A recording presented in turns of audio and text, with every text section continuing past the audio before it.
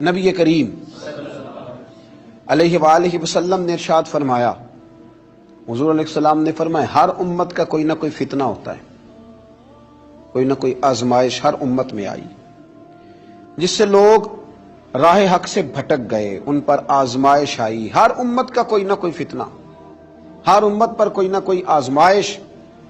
تو محبوب کریم علیہ السلام فرمانے لگے میری امت کا فتنہ مال ہے، میری امت کی آزمائش مال ہے، ان کے اندر مال آیا ہے، فتنہ آیا۔ حضرت عمر فاروق رضی اللہ تعالیٰ عنہ کا زمانہ مبارکہ تھا تو مال بہت زیادہ آیا تھا۔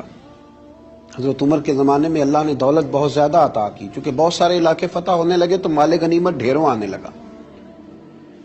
حضرت عبد الرحمن ابن عوف رضی اللہ تعالیٰ عنہ فرماتے ہیں کہ جب بحرین سے مال آیا تو اتنا مال آیا، اتنا مال آیا، حضرت ابو عبیدہ بن جراح رضی اللہ تعالیٰ عنہ لے کے آئے، اتنی دولت آئی، مسجد نبوی شریف صلی اللہ علیہ وسلم میں مال کا ڈھیر لگا تو جو اونچے قد والے تھے نا وہ بھی مال کے پیچھے چھپ گئے۔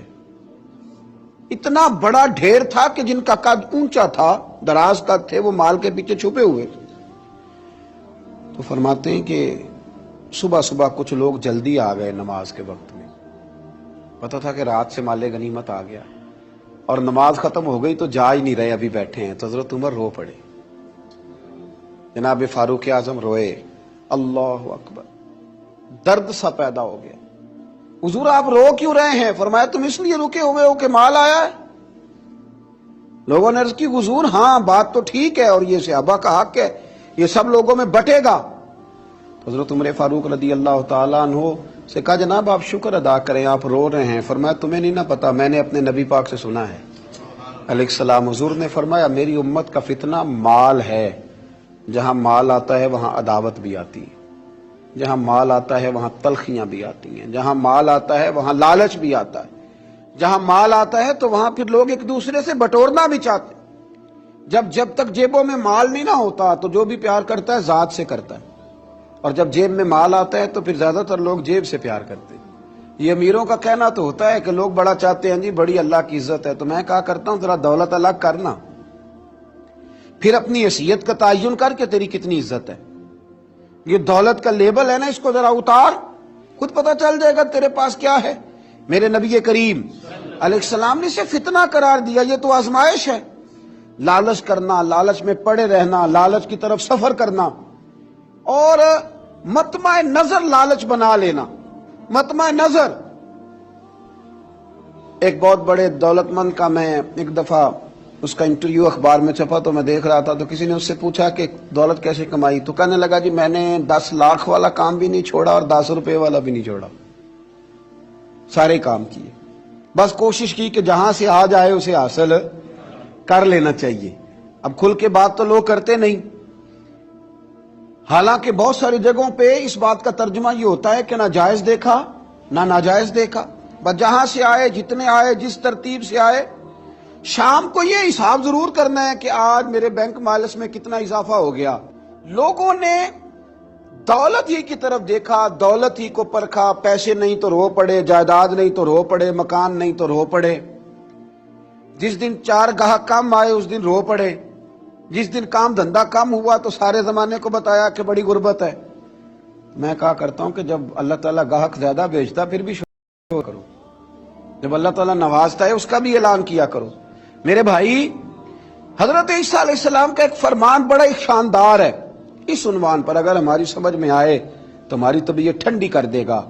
اور جناب عیسیٰ علیہ نبینا علیہ الصلوۃ والسلام نے ایک بات کہہ کے کتنے سارے مضامین بیان کر دیے، اللہ کے پیغمبر علیہ الصلوۃ والسلام نے کتنی ساری باتیں کھول دی ایک جملہ کہہ کے۔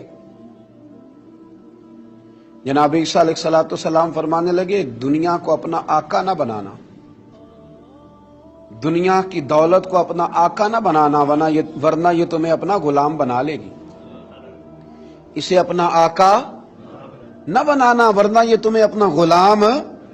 جنہوں نے دولت کو آقا بنایا اس نے پھر ان کو اپنا غلام بنا لیا، پھر بیچارے کروڑوں پتی ہیں پر سو نہیں پاتے ساری رات، اربوں روپیہ پاس ہے پر نیند سکون کی میسر نہیں آتی، چونکہ دولت آقا ہے نا، تو یہ وہ آقا ہے جو قابو آتا نہیں، یہ وہ آقا ہے جس سے دل بھرتا نہیں، یہ وہ والا آقا ہے جس سے لوگوں کی طبیعت سیر ہوتی نہیں، ایک کے بعد دو، دو کے بعد تین، تین کے بعد چار، چار کے بعد پانچ، یہ وہ والا پیالہ ہے جو کبھی پر ہو سکتا۔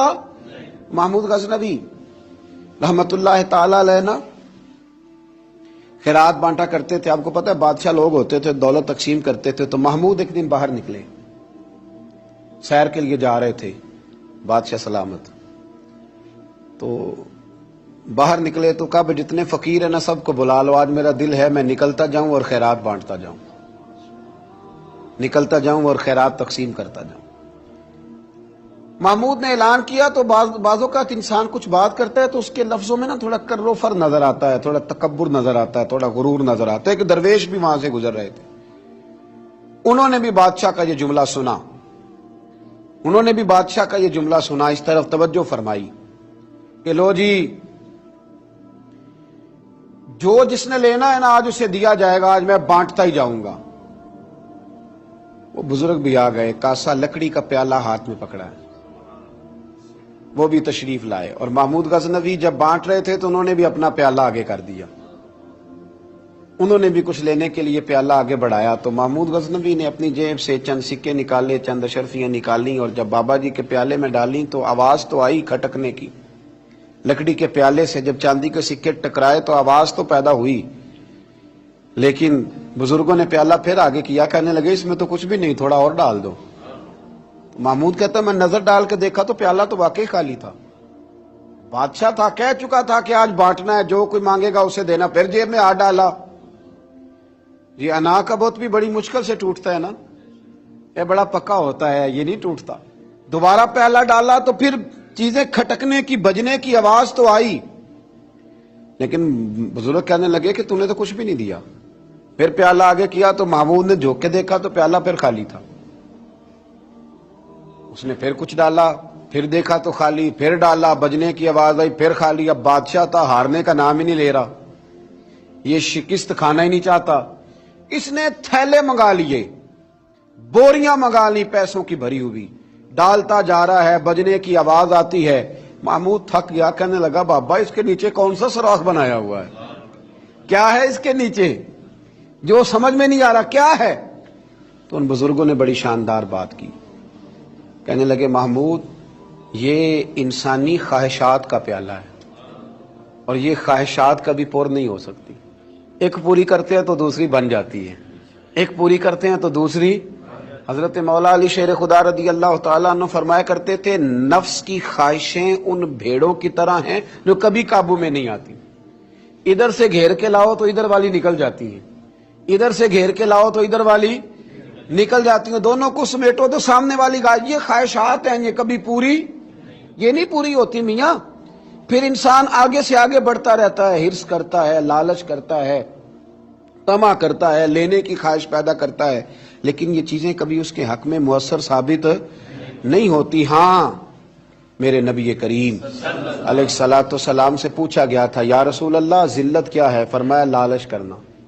تو حضور عزت کیا ہے؟ فرمایا جو رب نے تجھے دیا اس پہ راضی ہو جا، اللہ عزت عطا فرما دے گا۔